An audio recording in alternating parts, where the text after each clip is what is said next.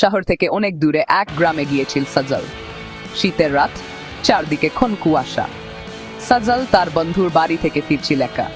রাত তখন প্রায় 12টা। মাঠের মাঝখান দিয়ে সরু পাত, দুপাশে বড় বড় তাল গাছ আর ঝোপঝাড়।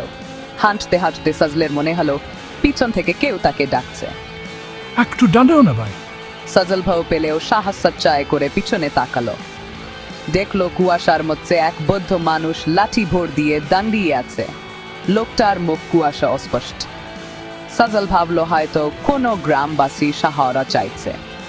কি হয়েছে দাদু? আমার বিড়িটা একটু ধরিয়ে দেবে, দেশ লাইটা ভিজে গেছে। সাজল পকেট থেকে লাইটার বের করে ওখন বৌদ্ধের দিকে হাত বাড়িয়ালো। তখন তার বুকের রক্ত হিম হয়ে গেল। আগুনের শিকা জ্বলে উঠতে এসে দেখল বৌদ্ধের হাতের আঙুলগুলো স্বাভাবিক করছে অনেক বেশি লম্বা এবং হাড় জিরজিরে। তার পায়ের পাতাগুলো পেছনের দিকে ঘোরানো। সবচেয়ে ভয়াবহ বিষয় হলো আগুনের আলোতে লোকটার কোনো ছায়া মাটিতে পড়াচ্ছে না। সাজল চিকার দিতে গিয়েও গলা দিয়ে আওয়াজ বেরোলো না। সেই হাসির শব্দে মনে হলো চারপাশের গাছপালা কেঁপে উঠছে। তোমার ঘাড়ের রক্তটা বোধ হয়ে খুব মিষ্টি হবে।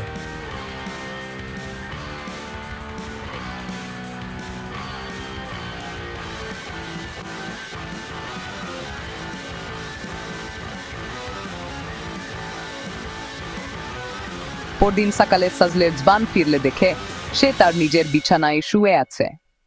কিন্তু অবাক করা বিষয় হলো তার গলার ডান দিকে 3টি লম্বা নখের আঞ্চড় রয়ে গেছে, ইয়া কুয়াশার মতো নীল হয়ে আছে। সাজল আর কোনোদিন একা ওই পথে রাতে বের হয়নি।